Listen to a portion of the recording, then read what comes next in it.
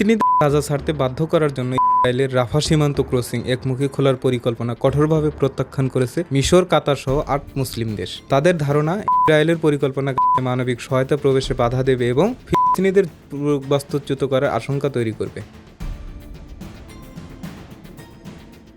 ইসরায়েলের এই পরিকল্পনার বিষয়ে যৌথ বিবৃতিতে গভীর উদ্বেগ প্রকাশ করেছে মিশর, ইন্দোনেশিয়া, জর্ডান, পাকিস্তান, কাতার, সৌদি আরব, তুরস্ক ও সংযুক্ত আরব আমিরাত। তারা জানিয়েছে, ইসরায়েলি সামরিক বাহিনী COG-80-র মাধ্যমে যে ঘোষণা দিয়েছে তা যুক্তরাষ্ট্রের মধ্যস্থতাকারী শান্তি পরিকল্পনার প্রথম ধাপের লঙ্ঘন।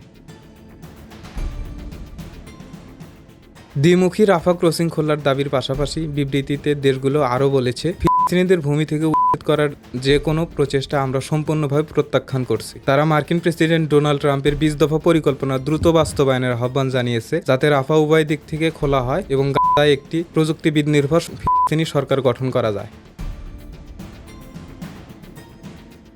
ইসরায়েলের সাম্প্রতিক কর্মকাণ্ড ছিল বড় উদ্বেগের বিষয়। ইসরায়েল গত 10 অক্টোবর থেকে অন্তত 600 বার যুদ্ধবিরতি লঙ্ঘন করেছে। গাজা সিটি, মাগাজি শরণার্থী শিবির ও রাফা সহ বিভিন্ন স্থানে অন্তত 20টি হামলা চালিয়েছে। সমুদ্র উপকূলে ফিলিস্তিনি জেলেদের নৌকাতে হামলা চালিয়েছে ইসরায়েলি নৌবাহিনী। এদিকে দোহা ফোরামে কাতারের প্রধানমন্ত্রী শেখ মোহাম্মদ বিন আব্দুল রহমান আল থানি বলেন, যুদ্ধবিরতি এখনো পূর্ণাঙ্গ নয়। যুদ্ধবিরতি তখনই পূর্ণাঙ্গ হবে যখন ইসরায়েলি সেনারা সম্পূর্ণভাবে গাজা থেকে প্রত্যাহার করবে এবং স্থিতিশীলতা ফিরবে। অন্যদিকে তুরস্কের পররাষ্ট্রমন্ত্রী হাকান ফিদান বলেছেন, গাজায় আন্তর্জাতিক স্থিতিশীলতা বাহিনী পাঠানোর বিষয়ে আলোচনায় অগ্রগতি হয়েছে এবং এর প্রধান লক্ষ্য হওয়া উচিত ইসরায়েলি ও ফিলিস্তিনিদের সীমান্তে আলাদা রাখা।